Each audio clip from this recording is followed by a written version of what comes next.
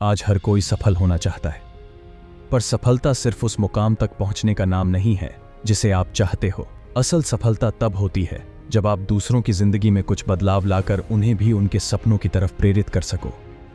बहुत समय पहले की बात है।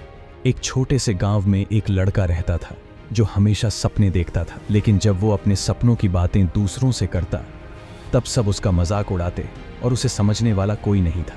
सब उससे यही कहते कि ये तुम्हारे सपने पूरे नहीं हो सकते क्योंकि तुम एक छोटे से गांव में रहते हो। उस लड़के को यह सुनकर बहुत ही ज्यादा गुस्सा आया कि क्या हमारे गांव में कोई भी इतना काबिल नहीं है जो हमारे गांव का नाम रोशन कर सके।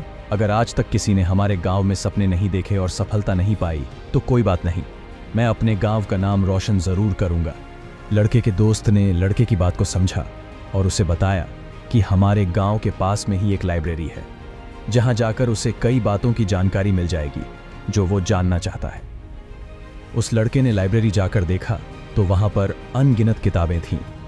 वहां एकदम शांति थी और हर कोई बस किताबें पढ़ रहा था।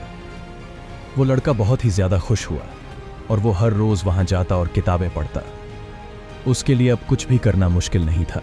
लेकिन लाइब्रेरी से आते वक्त उसने गांव में कुछ बच्चों को देखा जो उसे देखकर बहुत ही ज्यादा खुश हो रहे थे। लड़के ने बच्चों से पूछा, तुम लोग आखिर इतना खुश क्यों हो?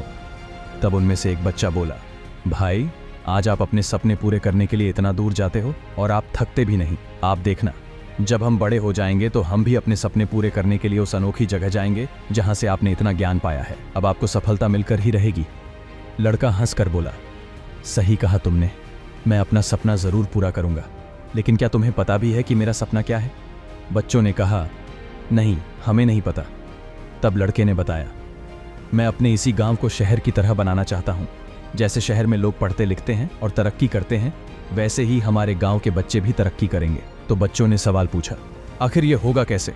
लड़के ने जवाब दिया, जो भी मैंने लाइब्रेरी में सीखा है मैं वो सब कुछ तुम्हें सिखाऊंगा। तुम बस मुझे बता दो कि तुम बनना क्या चाहते हो। बच्चों ने अपने अपने सपने लड़के को बता दिए।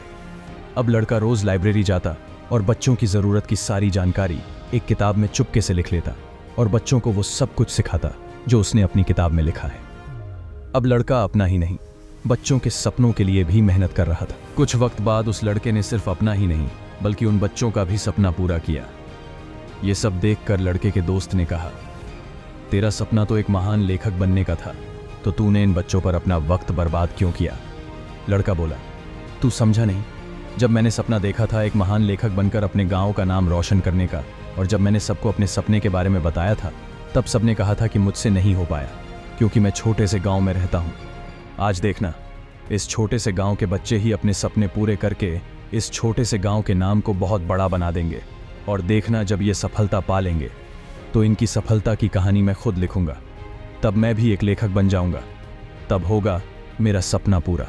तो इसीलिए एक आदमी असली मायनों में सफल तब होता है जो अपनी मंजिल पर पहुंचने के साथ साथ दूसरों को भी अपने साथ ले जाए। सपने व्यक्तिगत होते हैं, लेकिन जब वे समाज की बेहतरी के लिए काम आते हैं तो वे सामूहिक सफलता में बदल जाते हैं। लड़के ने यह समझ लिया था कि उसकी लेखनी और उसका ज्ञान तब तक अधूरा है जब तक वह केवल खुद के लिए काम करता रहेगा। असल में जब उसने बच्चों को पढ़ाना शुरू किया तब उसे यह एहसास हुआ कि अपने ज्ञान और संसाधनों को साझा करना ही असली महानता है। याद रखें, असली सफलता तब मिलती है जब हम अपने सपनों को पूरा करने के साथ साथ दूसरों को भी उनके सपनों की ओर बढ़ने के लिए प्रेरित करते हैं। हमारे चैनल को अभी सब्सक्राइब करें क्योंकि अगली कहानी वो हो सकती है जो आपके सपनों को उड़ान दे सकती है। यहाँ हर कहानी में ऐसी प्रेरणा है जो आपके मन को छूने के साथ साथ आपके विचारों को भी बदल सकती है। तो चलिए, इस नई यात्रा में हमारे साथ जुड़े रहिए और हर कहानी के साथ एक नई रोशनी पाइए।